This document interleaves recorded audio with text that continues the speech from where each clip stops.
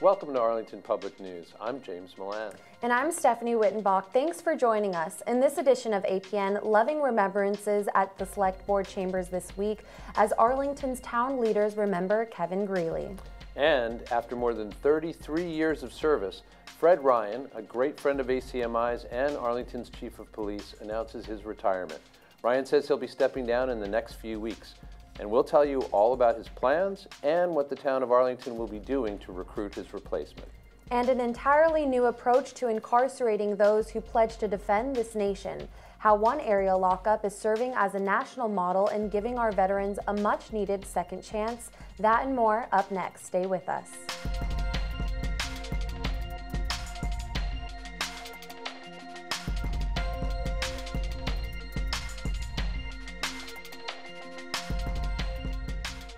Arlington's top cop says he's retiring.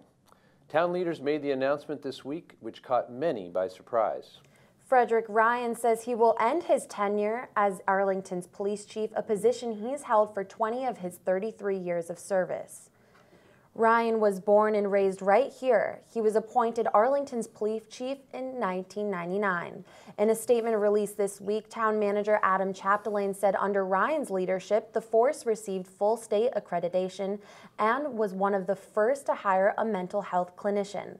Ryan was a staunch believer in community policing.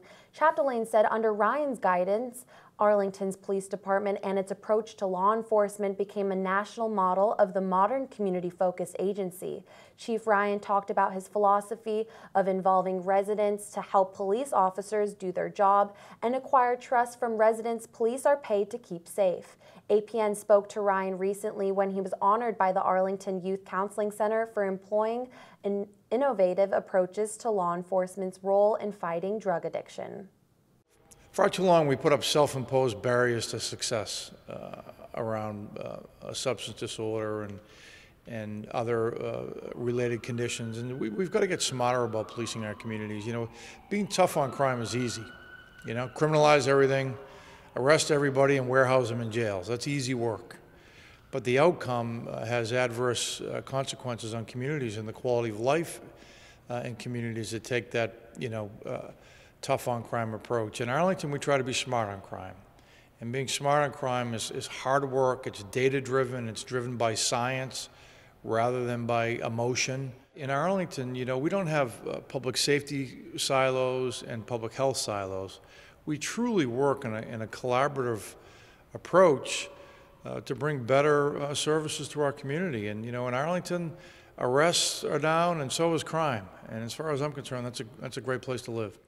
Chapdelaine thanked Ryan for his years of service, calling him a true friend. Soon, town officials will announce an interim strategy to run the police force and the process of recruiting Ryan's successor. Arlington's real estate tax is going down. Good news, right? Well, also, did you ever wonder what happens to Arlington's Lime bikes over the winter? And a heartfelt tribute to the late Kevin Greeley. It's all happening in this week's Snapshot with Brenda Mahoney. Well, James, the Select Board mixing tears with smiles as they held their first meeting after the unexpected death of longtime member Kevin Greeley. The 30-year veteran of the board died in November from natural causes. At their December 10th meeting, colleagues recalled Greeley's wit, his love of Arlington, and how he represented both the history of the town while helping to forge its future. I think one of the things that Kevin did best, and probably better than any member that this board has seen and probably better than any member that we'll ever see, was his ability to bridge the gap between Arlington's history and Arlington's future. A good example of this was in the town meeting this year in the 2018 annual town meeting in the special portion, where he came up and he gave an impassioned speech in support of changing the name of the board which he had served on for nearly 30 years. It's interesting, John honed in on that last speech that Kevin gave to town meeting. I went online tonight to look at it again and transcribe part of it, and I wanted to read just a little piece of it. Kevin approached the mic and he said, Thank you, Mr. Moderator, Kevin Greeley, Precinct 11. I am a white, 67-year-old man who for 30 years has been called a select man, who was raised by a father who was 21 years a select man, and I was originally against this article. I've seen the error of my ways. If it is true that this change will bring one more woman to the board of the quality of the 5 I have served with, then we need to do this. I am a select man, and I'd be proud to be a member of a select board. Thank you. The board deciding to take on the task of filling the late Greeley's position. They expect to reappoint former select board member Calissa Rowe, who just filled in temporarily earlier this year when another member decided to step down from the board. The real estate tax rate is going down, but your tax bill will still go up. That's because home values continue to rise in Arlington. Director of Assessors Paul Tierney telling the Select Board the average single-family home saw its biggest increase in assessed value in a single year, up 14% to around $752,000. The new tax rate will be $11.26 per $1,000. That makes the average homeowner owing about $8,000 on the real estate tax bill for 2019.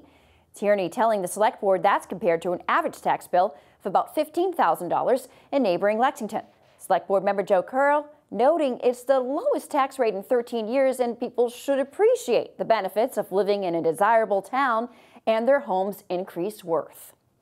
Your investment in this town is paying off in spades. That's why you see the rate go down. But so I hope that folks will recognize that we're the great benefits of the investments, the location, the quality of life in our town, that they all contribute to that type of a growth rate. The new rate does not take into account a possible raise in taxes for the Arlington High School building project or the town's pending operating deficit. Well, you won't be seeing as many of those line bikes around town this winter. Once the first flakes fly, the amount of dockless bicycles for rent will be cut in half, down to 75 from 150. And when the weather conditions get too bad to pedal the pavement, the bikes will be taken off the roads altogether, temporarily, until pathways are clear. The cold weather starting to cause a bit of a dip in usage, but Senior Transportation Planner Daniel Umstutz telling the Select Board there have been over 18,000 rides since the shareable bikes debuted in June, part of a pilot program with other surrounding towns. Umstutz says the low-cost bike share has been very successful, with people using the bikes to get to the LYT station, travel the bike path, and in and out of town. That's it for Snapshot. I'm Brenda Mahoney. Back to you. School officials at the Thompson Elementary School are calling graffiti reportedly found in a first-floor bathroom hate speech. The graffiti apparently contained racial slurs and has since been removed. School officials say it happened on December 6th. A police school resource officer and school department officials arrived at the scene the next day. Parents were told of the problem through an email sent out from the school, and town leaders say cases like this are taken very seriously and that hate speech has no place anywhere. Well, it's incredibly disturbing when these things happen. But the message, I think, we just continue to reinforce the message that we've sent out through our police department, through the school department, through the Human Rights Commission, through the Rainbow Commission, that we are a tolerant, accepting place here in Arlington, and this type of behavior is not acceptable. And unfortunately, these incidents, I don't think we can ever rule them out from happening, but I think we should be measured by our response and not by the incidents themselves. APN contacted police, who tell us that their school resource officer will be filing a report. Then it'll be decided what action, if any, will be taken. The investigation is ongoing. The United States has only 5% of the world's population, but it has nearly 25% of its prisoners. Roughly 2 million people incarcerated, and the Bureau of Justice Statistics says out of that 2 million, nearly 10% are U.S. veterans who served their country, only to fall through the cracks. But one area lockup is employing entirely new techniques that are serving as models for prisons not only in America, but around the world. APN's Jeff Barnt reports on one prototype program for veterans that strips away the dark stigma of incarceration and helps those who served our country look to a brighter future. It's called the Housing Unit for Military Veterans, or Humvee, which opened nearly 3 years ago at the Middlesex Jail and House of Correction in Billerica. A hyperstructural military barracks setting open to sentenced inmates and pretrial detainees. It's outfitted with a barbershop, rec room, gym, and lounge area. Familiar surroundings which allow inmates to interact on an equal footing. There are units where you are in a cell 22 to 23 hours a day. At the Humvee, it's set up like a barracks, first of all, so everybody being a veteran's very used to a barracks type setting. Humvee's sole purpose is to treat and prepare these veterans to re-enter society, empowering the inmates to be themselves and not be defined by the mistakes that brought them here. It also gives them the help they either ignored or never knew existed. To try to find those people that are in greatest crisis, to be able to address their needs and hopefully get them out of the system, repeating in and out, correctional, criminal justice, ruining their lives, costing a lot of money, and really never moving the needle. Through the help of high-level partnerships with behavioral experts from area hospitals, universities, veteran services, and affairs, these veterans undergo everything from substance abuse treatment to vocational and employment readiness. When you put all these people together, you create a unit that is highly therapeutic. But then what's really important is, because of the status of these men and because of our engagement with them and sometimes even upgrading their status, their discharge status, we're able to get them into the programs that help them specifically for some of their needs. And it might be PTSD, it might be traumatic brain injury, but it could be just anything else that's ailing other people. But these people, because of their service to our country, have access to programming that maybe others don't. That's why it works. Another campaign known as People Achieving Change Together, or PACT, the first of its kind in America, is catching the eye of corrections officials overseas. PACT houses young adult offenders, ages 18 to 24, and is using our veterans to counsel the younger inhabitants. We have a group of veterans that go up to that unit and talk to those kids and stuff like that, kind of hoping that, not a scared straight, but, you know, don't wind up like me, kind of thing. Imparting some wisdom from the past in order to leave it behind and look forward to better days. Sheriff Katusian says the average recidivism rate in the Humvee unit stands at anywhere between 7% and 8%, compared to the statewide average of anywhere between 50% and 60%. He says encouraging numbers like that are disproving the notion that this is just another marginalized and mysterious fortress on a hill. It's part of a community, and what's happening behind these walls is a public service in its purest essence. I'm Jeff Barnes, Arlington Public News. And you can learn more about the Humvee program on the web. Just go to acmi.tv and click on Criminal Justice Reform. Coming up next on Arlington Public News, in a stunning announcement, the MBTA's general manager is abruptly leaving his post. What does this mean for Arlington's future in wake of the bus rapid transit pilot program that took place this fall? And a marvelous Christmas masterpiece adorns a front window of an Arlington shop, but its purpose far surpasses its majestic beauty. We'll explain that and more when we come back. Across America, excess food is gathered by a network of good people at local food banks, helping solve child hunger. They've earned their wings, and you can too. Support Feeding America and your local food bank at feedingamerica.org. After a little more than a year as the MBTA's general manager, Luis Ramirez announced this week that he's stepping down.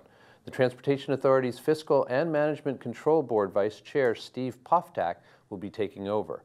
Ramirez was just 15 months into a 3-year contract paying him more than $300,000 a year. The MBTA says the parting was mutual and is effective immediately.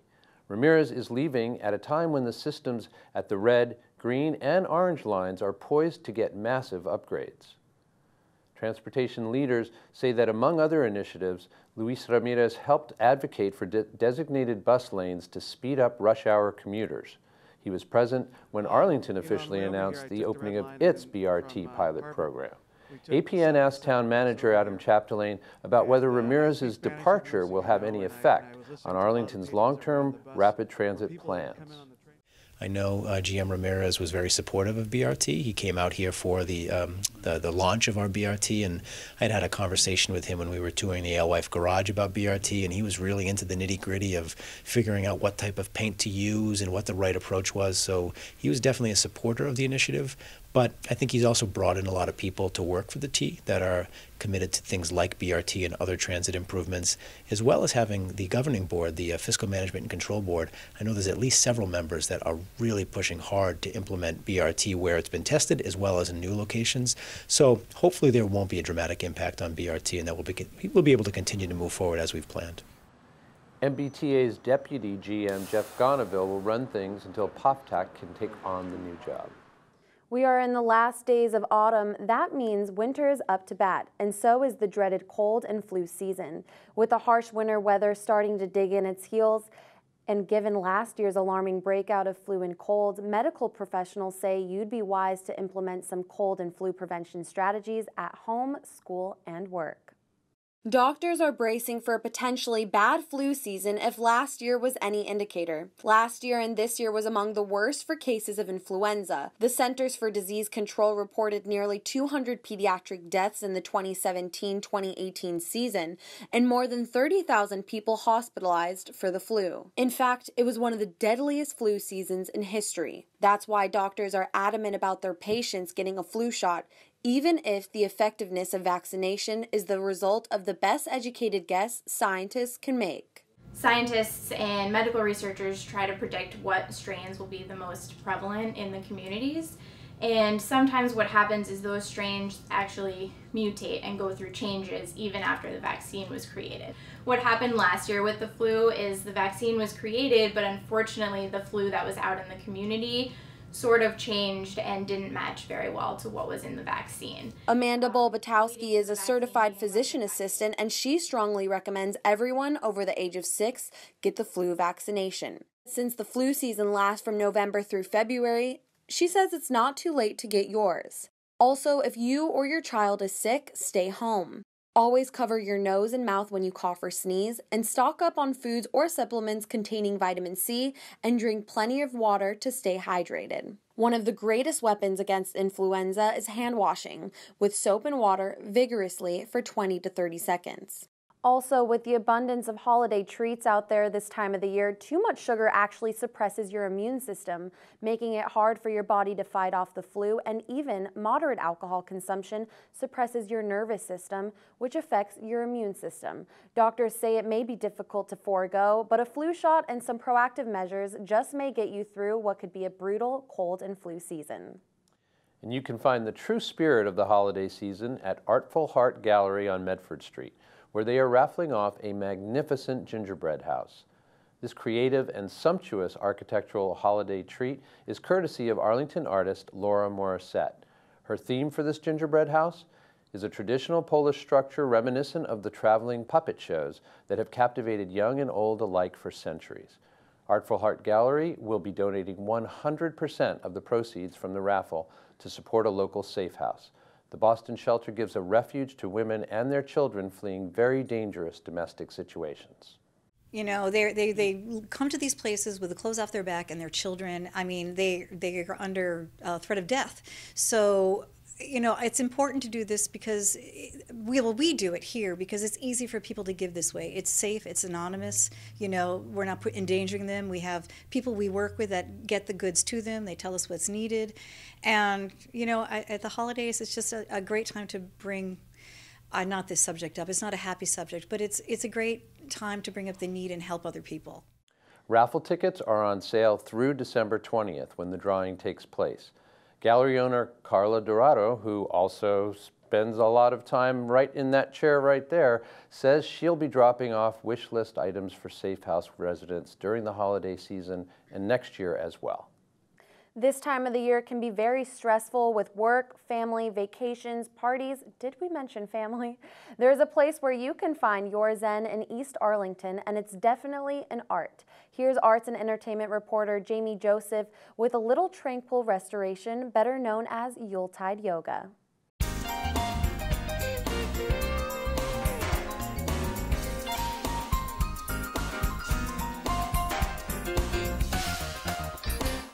Oh, sorry. I'm still in Zen mode after my amazing and insightful interview with Lauren Ferenga from Lotus Flow Yoga Studio, which recently opened on Mass Ave in East Arlington last week.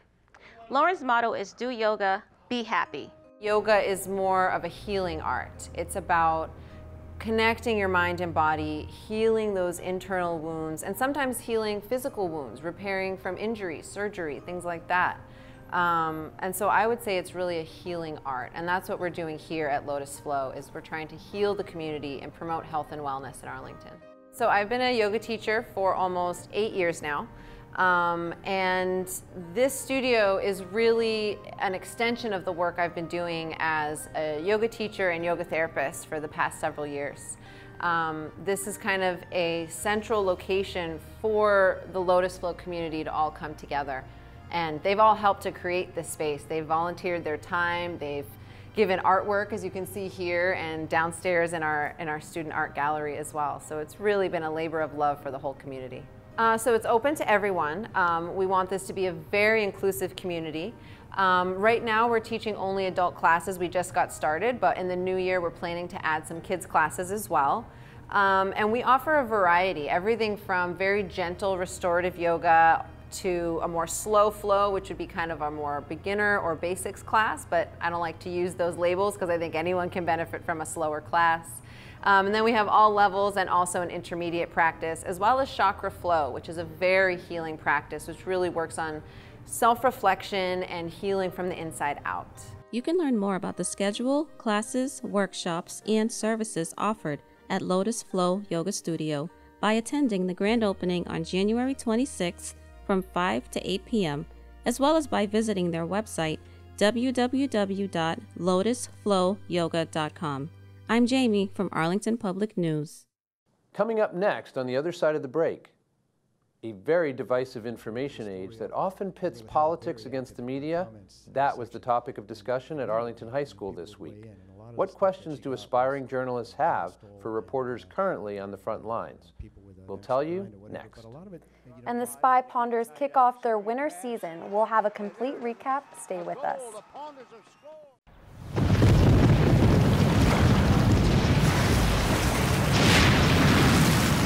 Up to 40% of businesses never recover after experiencing a major disaster. Make a plan at ready.gov/business. How did week 1 of the winter season go for the Spy Ponders? Here's Carlos Abreu with your sports update from Studio B.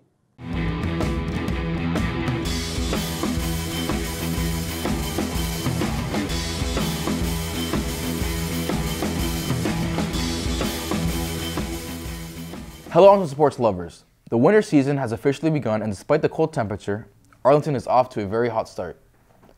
The girls hockey team started the week off with a big upset against the high-seeding Wellesley team. Danielle Kelly goes out there. She's the daughter of Robbie. There's a shot. Oh, it's tipped by Kelly. Oh my goodness. A shot. Oh, the free mark. And the goal is scored by Erica Siegel, the first goal of the season for the young Arlington Spy Ponders. Neely, tremendous pressure in the offensive zone. They did not let up, Ken. I'll tell you, this game has a little bit of a post-season feel about it. The house is full, and there's a lot of excitement going on right now. The girls on the ice beat Wellesley 4-1. Later in the week, the girls also took a massive 11-2 win over Stoneham. The boys on the ice also had a great home opener, taking a 4-1 win over Stoneham. A shot wide and again tied up. Centering pass. And there it is. A goal. The Ponders have scored. Looks like Jennings got it. Beautiful passing play in the Stoneham zone by the Ponders. Taking a look over the court, the girls basketball team fought hard against Melrose. Although taking a 47-44 loss, Coach Mortellette and her team were proud of the effort they put in and are looking forward to a strong season. Ava Connolly will tee up a long three, and she will hit. Splash! Kaboom! Ava Connolly, 37-31. Melrose. Well, you know, we saw out there that your team that never quits, you stick together, and I would assume that's kind of you're hoping that's going to pull you through moving forward. Yeah, I think we did our best, and it just shows that we can compete with a really good team. They were one of the best in the league last year, so I think we'll have a good season. What are the things you're going to be looking to work on in practice to get better? Definitely just staying poised and staying calm. I think as a team we can sometimes get a little bit crazy and just, I don't know, get a little disorganized on offense. And I think just staying calm and working our offense in motion, and that'll really help us in the future. Minute 20 left, team is down 5, tie the ball game, have an opportunity to win. Walk us through the last couple minutes, what you were thinking, what you saw. Yeah, I mean, I thought at that time we had the momentum going with us. You know, we had made a lot of big plays at that point. Obviously, with Claire going down in that, in that moment, that kind of hurt us a little bit. I thought Kaylee did a great job coming in and knocking down shots after sitting on the bench. I think our girls still felt like we were in it. We kept playing to the end. They kept fighting through it. I think they did what we asked them to in those last couple minutes. The very end of the game, they made a really nice shot to win the game. Boys wrestling had their first home meet against Reading Memorial. The boys fought hard over the course of the evening, but took a 1-loss defeat.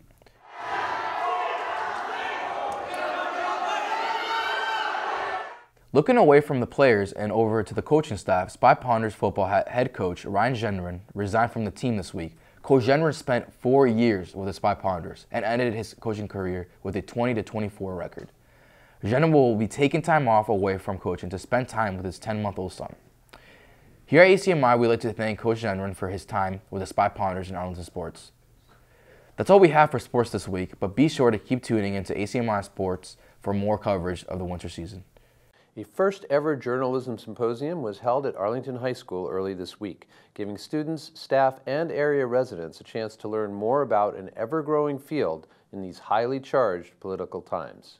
A panel of 5 experienced journalists, including APN's Brenda Mahoney, addressed more than 100 people December 7th at the school's Old Hall.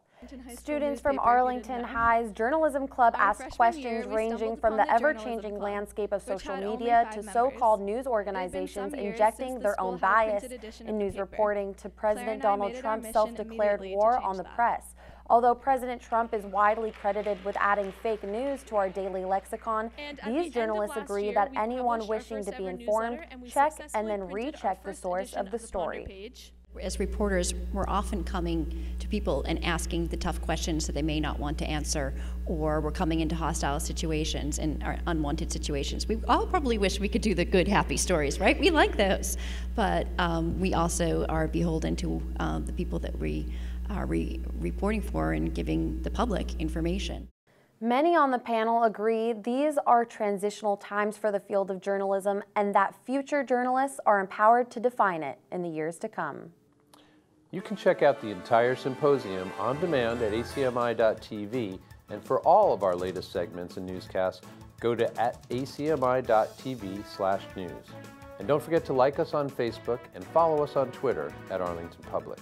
If you have any news tips for us here at Arlington Public News, we'd love to hear from you. Email us at news@acmi.tv or stop by the studio at 85 Park Avenue. I'm Stephanie Wittenbach. And I'm James Milan. I also want to thank Stephanie, my colleague, who is spending her last day with us today, and we have really enjoyed her, and we wish you the very best for the future. Thank you. We leave you tonight with an anniversary that we are really proud to share. We just taped the 5th annual Studio Nights holiday show this week in Studio A. There were holiday skits and festive music as always. It's just a lot of fun. Every holiday show is special, but this particular Studio Nights broadcast is show number 200. For the Open to All production group, congratulations to everyone who took part this year. And thanks for joining us. We'll see you next week. Jingle bells, jingle all the way. Oh, what fun it is to ride in a one-horse open sleigh. Hey!